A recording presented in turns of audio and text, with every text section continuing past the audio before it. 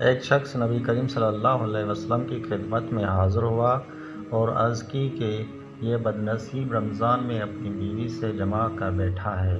آپ صلی اللہ علیہ وسلم نے دریافت فرمایا کہ تمہارے پاس اتنی طاقت نہیں ہے کہ ایک غلام آزاد کر سکو؟ اس نے کہا کہ نہیں۔ آپ صلی اللہ علیہ وسلم نے پھر دریافت فرمایا کیا تم پہ 2 مہینے کے روزے رکھ سکتے ہو؟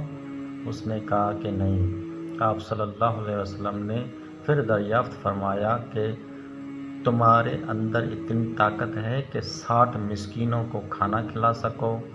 اب بھی اس کا جواب نفی میں تھا۔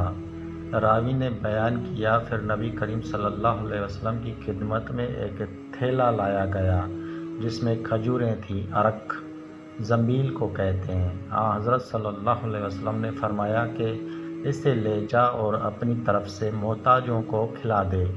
اس شخص نے کہا میں اپنے سے بھی زیادہ محتاج کو، حالانکہ 2 میدانوں کے درمیان کوئی گھرانہ ہم سے زیادہ محتاج نہیں۔ آپ نے فرمایا کہ پھر جا اپنے گھر والوں ہی کو کھلا دے۔